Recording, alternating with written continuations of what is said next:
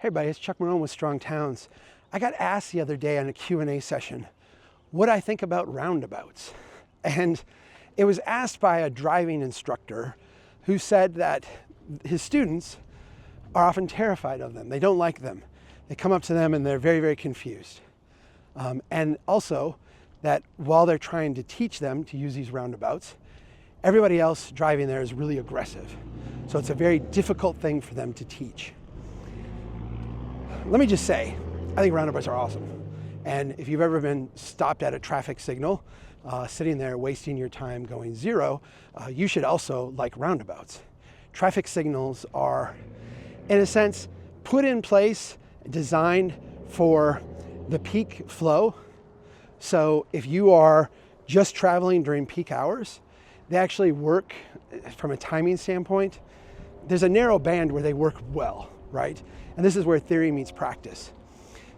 Get outside of that congestion band where there's either too many cars, you'll sit at a red light and it will turn green and you'll just be backed up. That's where the traffic signal stops working.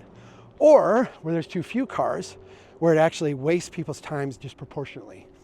Throughout a day, there's a very small sliver of time where the traffic signal will actually save you time over what a continuous flow intersection will do, a roundabout will do. Roundabout in almost every driving circumstance is going to be quicker. You're going to get to your destination more quickly if you have roundabouts. So I love them from a traffic flow standpoint.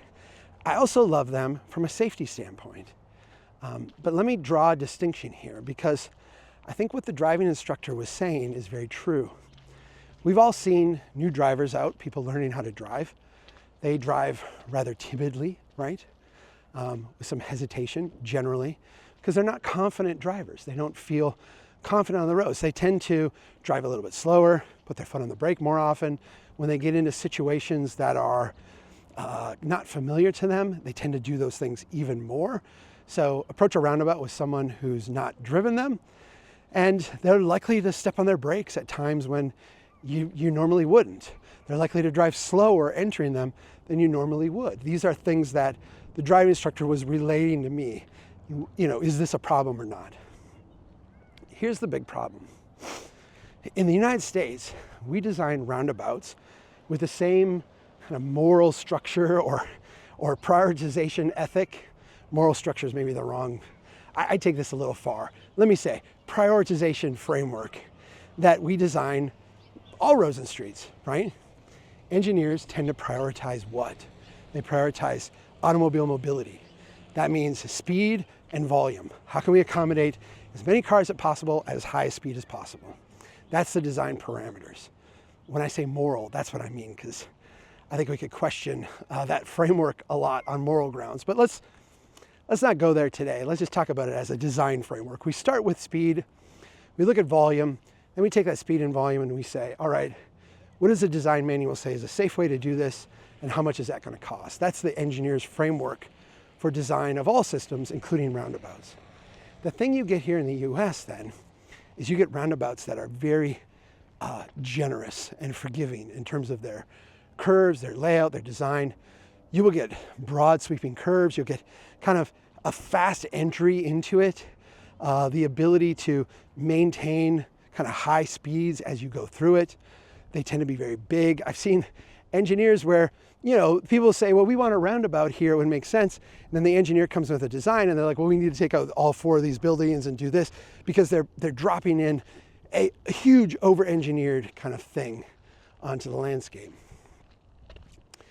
We dramatically over-engineer these things. And so what the students, what this driving instructor is relaying, and I think what the students are experiencing, is that at the speeds that people are taking here, with the aggression that people are using in these over-engineered, over-designed roundabouts, so people who are more comfortable, they feel even more at odds with reality in that situation. Their timidness is at greater variance with what everybody else is doing than their timidness in a normal situation, like a stop sign or a traffic signal, right?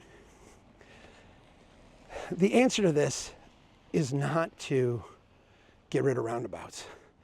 The answer to this is not to get these timid drivers more confident so that they can actually use the roundabout as aggressively as it's designed to be? The answer is actually design the traffic circle different, right? Design the roundabout different. We need to slow people down coming into them, right?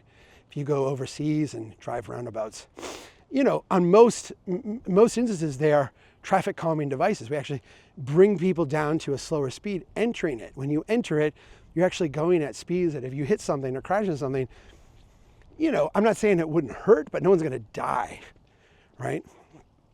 The idea is to slow things down coming in, have sharper curves within, so you're actually navigating it at a slower speed, and then pick up speeds once you get through it.